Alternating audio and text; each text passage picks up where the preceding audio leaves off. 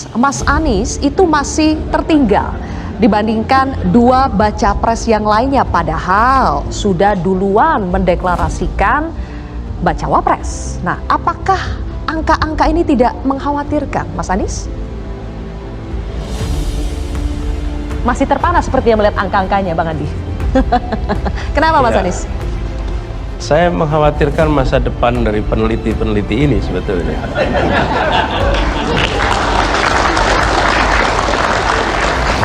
Tapi nggak apa-apa, itu kan mereka semua melakukan survei, pasti ada metodenya, pasti mereka bisa bertanggungjawabkannya.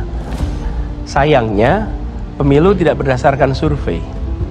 Pemilu itu nanti sensus pada saat 14 Februari 2024. Pada saat itulah kita akan melihat pandangan masyarakat yang sesungguhnya. Dan pengalaman kami di Jakarta itu belum pernah ada survei yang menempatkan kami nomor 2, apalagi nomor 1. Bahkan seminggu sebelum Pilkada Jakarta, kami ini masih tetap nomor 3 dengan selisih yang amat jauh. Lalu ketika terjadi Pilkada, suasananya berubah sekali. Angkanya lain sekali dan kita tahu yang menang yang mana. Jadi yang saya ingin sampaikan kepada semua, baik pada relawan, angka yang muncul di survei ini jadikan ini sebagai pemicu bagi kita untuk kerja lebih keras, untuk menjangkau lebih banyak.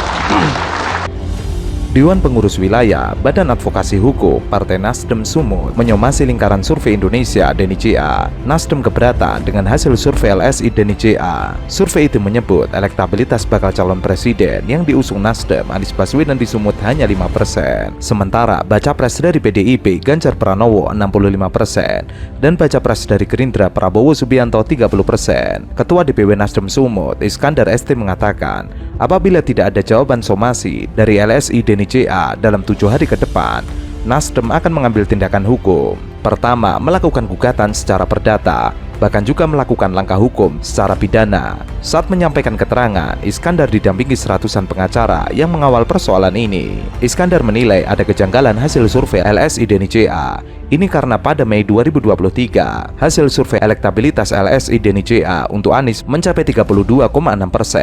Namun berselang 4 bulan, tiba-tiba elektabilitas Anies berkurang drastis, hanya tinggal 5%. Rata-ratanya hampir 7% di setiap bulannya turun, dan hal ini belum pernah terjadi dalam sejarah survei. Kedua, dirinya melihat hasil surveinya dalam bilangan bulat tanpa ada desimal. Ketiga, hasil survei itu bertolak belakang dengan realita dan fakta di lapangan yang didapat. Menantang agar lingkaran survei Indonesia DNICA melakukan survei secara benar lagi di Sumatera Utara. Apabila hasilnya hanya 5% ditambah margin error 7,9% itu benar, maka saya nyatakan saya berhenti sebagai politisi. Tapi kalau itu salah, saya minta Pak DNICA mundur sebagai supaya. Kami ingin membuka kotak Pandora yang kami duga adalah kejahatan demokrasi, yaitu sebagian lembaga survei kami duga telah dibeli, telah dibayar oleh pihak-pihak tertentu untuk menggiring opini publik dalam rencana besar untuk melakukan kecurangan pemilu melalui legitimasi lembaga survei. Dan ini tentu saja sangat berbahaya bagi demokrasi kita. Ini akan membenturkan anak bangsa, menimbulkan perpecahan dan menciderai keadilan masyarakat Sumatera Utara, khususnya para pendukung Anies Rashid Baswedan. Iskandar juga mempertanyakan sebaran survei LSI DNICA di 33 kabupaten kota di Sumut, di mana disebutkan elektabilitas Anies begitu rendah. Ia memprediksi Anies Baswedan akan menang secara mutlak di 20 kabupaten atau kota. Oleh karena itu, dirinya meminta dengan tegas kepada LSI DNICA untuk menyampaikan bagaimana penerapan dan metodologi yang dilakukan dalam survei tersebut. Iskandar juga meminta LSI DNICA memberitahu jumlah responden dan sampel yang dilakukan di Sumut, serta sumber dana survei, baik melalui APBN maupun APBD, atau melalui NGO dari negara asing.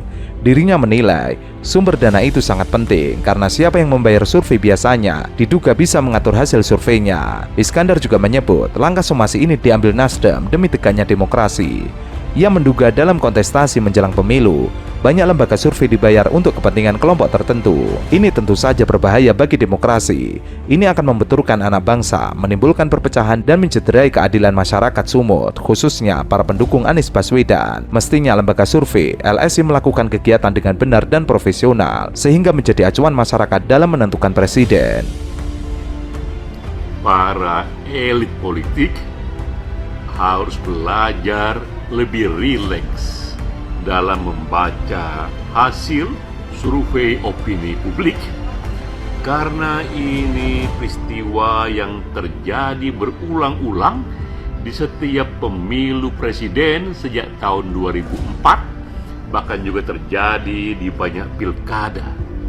Hasil survei selalu disambut dengan senyum manis oleh mereka yang saat itu sedang menang di survei, dan disambut dengan senyum kecut, bahkan kecaman oleh mereka yang saat itu dikalahkan oleh hasil survei.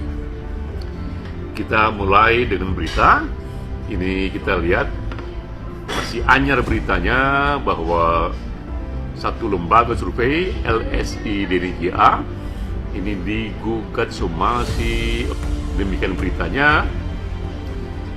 Namun ada sisi positif dari somasi ini, membuat kita merasa perlu memberikan semacam tips populer atau panduan bagaimana seharusnya kita menilai survei atau membedakan lembaga survei yang kredibel atau lembaga survei yang tidak kredibel.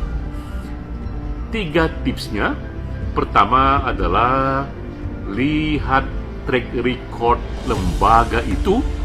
Ini era Google searching, segala hal bisa kita lihat di Google.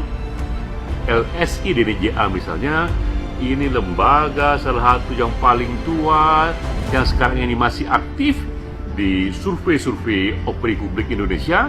Di Google misalnya kita melihat sejak tahun 2004, sebulan sebelum hari pencoblosan, sejak 2004, lembaga ini juga memberikan satu publikasi mengenai siapa yang akan menang di Pilpres saat itu. Terkait persoalan ini, ia juga mendesak Asosiasi Lembaga Survei yang juga termasuk otoritas jasa keuangan menginvestigasi setiap aliran dana ke lembaga survei yang diduga dipesan oknum tertentu. Lembaga survei selayaknya adalah penyempurna pilar demokrasi di negara ini, bukan menjadi sumber dari kejahatan demokrasi yang bisa menggiring opini publik dan mengarahkan masyarakat untuk memilih baca pres yang salah. Sebelumnya diberitakan, LSI DNJA merilis hasil survei terbaru yang diambil setelah deklarasi bakal pasangan calon presiden dan calon wakil presiden Koalisi Perubahan Anies Baswedan dan Muhaimin Iskandar. Peneliti LSI mengatakan, survei dilakukan di 5 provinsi terbesar, salah satunya di Sumatera Utara. Sumatera Utara dikuasai Ganjar 65%, 30% Prabowo, dan Anies 5%. Sementara itu, PKB juga membuka peluang partainya akan ikut melayangkan somasi kepada LSI DNJA